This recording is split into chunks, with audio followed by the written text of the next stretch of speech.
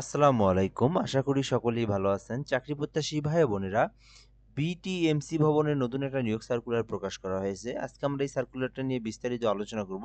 এখানে গাড়ি চালক এবং গ্যারেজ মেকানিক নিয়োগ দেওয়া হবে।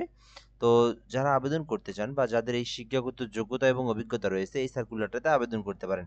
তো বিস্তারিত আলোচনা করব। অবশ্যই দেখবেন শেষ পর্যন্ত, তাহলে আপনি এই সার্কুলারটা সম্পর্কে সকল তথ্যগুলো আপনি এই ভিডিওর মাধ্যমে আপনি জানতে পারবেন। আরেকটা বিষয় হচ্ছে, আমাদের চ্যানেলে নতুন হয়ে থাকলে অবশ্যই সাবস্ক্রাইব করে রাখবেন।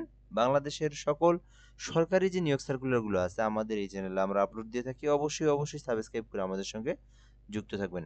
তো বস্ত্র ও পাট শিল্প মন্ত্রণালয় অর্থাৎ বস্ত্র ও পাট মন্ত্রণালয়ের অধীনে Bangladesh textile mills corporation BTMC এর প্রধান কার্যালয়ের জন্য নিম্ন বর্ণিত সম্পূর্ণ অস্থায়ী চুক্তিভিত্তিক নিয়োগের জন্য বাংলাদেশের স্থায়ী নাগরিকদের নিকট থেকে দরখাস্তের আহ্বান করা যাচ্ছে।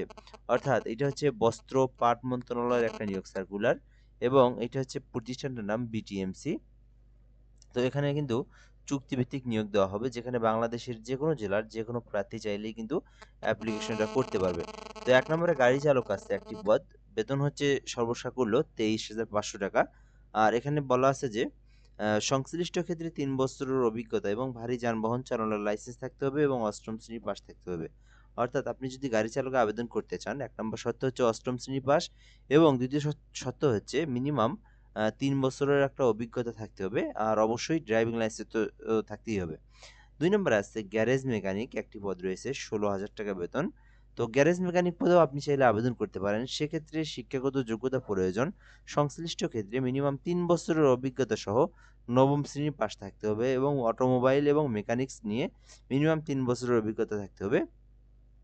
আর এখানে এসএসসি পাস করলে অগ্রাধিকার পাবেন। এটাতে যদি আপনি আবেদন করেন, সেক্ষেত্রে মিনিমাম ৯ম শ্রেণী পাস থাকলে আবেদন করতে পারবেন। আ আর যদি আপনি এসএসসি পাস করে থাকেন, সেক্ষেত্রে আপনাকে অগ্রাধিকার দেওয়া হবে। আর এক্ষেত্রে কিন্তু এখানে বলা আছে যে ৩ বছরের অভিজ্ঞতা থাকতে হবে এবং ৯ম শ্রেণী পাস থাকতে হবে। তাহলে আপনারা আবেদন করতে পারবেন। সো যাই হোক, এখানে আপনি বুঝতে পেরেছেন, আপনার যদি শিক্ষাগত যোগ্যতা এবং অভিজ্ঞতা থেকে থাকে, তাহলে কিন্তু এই পদে আবেদন করতে পারেন। আচ্ছা, এরপরে আমরা এখান থেকে দেখব, আপনি যদি এই সার্কুলারে আবেদন করতে চান, তো এই যে বিটিএমসি এই যে ওয়েবসাইট আছে, এই ওয়েবসাইট থেকে আপনারা সকল তথ্যগুলো জেনে নিতে পারেন। আচ্ছা, আবেদনটা কিন্তু ২৪ ফেব্রুয়ারি পর্যন্ত চলমান থাকবে। ২৪ তারিখ পর্যন্ত আপনারা আবেদনটা করতে পারবেন।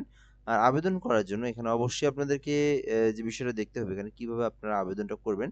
প্রার্থীকে আবেদনের নির্ধারিত ফরম বাংলাদেশ টেক্সটাইল অর্থাৎ আবেদনের যে ফরম, সেইটা উঠাতে হবে এই যে বিটিএমসি যে ওয়েবসাইট আছে, সেই ওয়েবসাইট থেকে।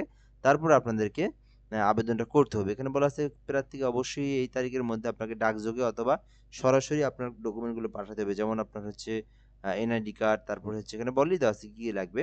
তো এখানে কিন্তু আপনার অনলাইনে আবেদন না, আবেদনটা হচ্ছে অফলাইনের মাধ্যমে, অর্থাৎ সরাসরি হোক, যোগাযোগের মাধ্যমে, পোস্ট অফিস যেটা, অথবা আপনি আ কুরিয়ারের মাধ্যমে হোক, যেকোনোভাবে আপনি পাঠান না কেন, আপনাকে এই ২৪ তারিখের আগেই পাঠাতে হবে। আর এরপরে বলা আছে এখানে সরকারি আধা স্বায়ত্তশাসিত যদি কেউ প্রতিষ্ঠানে জব করে থাকেন, সেক্ষেত্রে এখানে আসার আগে অবশ্যই অনুমতি নিয়ে আসতে হবে। এরপর আমরা দেখব আবেদনের সঙ্গে কি, কি যুক্ত করবেন, অর্থাৎ কি, কি লাগবে আরকি। এখানে বলা আছে যে ১ম শ্রেণীর গেজেটেড কর্মকর্তা কর্তৃক সদ্য তোলা পাসপোর্ট সাইজের ৩ কপি ছবি লাগবে, এবং ১ম শ্রেণীর গেজেটেড কর্মকর্তা কর্তৃক ও অভিজ্ঞতা সনদের সত্যায়িত মূল কপি, যেটা সেটাও কিন্তু লাগবে। এছাড়াও এখানে ১ম শ্রেণীর গেজেটেড কর্মকর্তা দিয়ে ওয়ার্ড কমিশন অথবা কাউন্সিল থেকে চেয়ারম্যান কর্তৃক বরাবর চারিত্রিক সনদপত্র নিতে হবে। সো এই ডকুমেন্টগুলো অবশ্যই আপনারা সঙ্গে রাখবেন, এবং এখান থেকে আপনারা যে ডকুমেন্টগুলো আছে, এগুলো ফটোকপি করে সত্যায়িত করে আপনার খামের মধ্যে অ্যাটাচড করে তারপরে কিন্তু আপনারা পাঠায় দিবেন। সো এরপরে দেখবো এখানে এ পদে আবেদনের জন্য বা নিয়োগের জন্য সম্পূর্ণ অস্থায়ী চুক্তিভিত্তিক নিয়োগ এটা। আর এখানে মিনিমাম কিন্তু অবশ্যই আপনাদেরকে ১ বছরের চাকরি করতে হবে এবং ফুল টাইম আপনাদের কর্মস্থল। তো যাই হোক, এইরকম শিক্ষাগত যোগ্যতা যাদের রয়েছে এটাতে আবেদন করতে পারেন। তো এ পর্যন্তই আজকের ভিডিওটা। ধন্যবাদ, ভালো থাকবেন। আসসালামু আলাইকুম।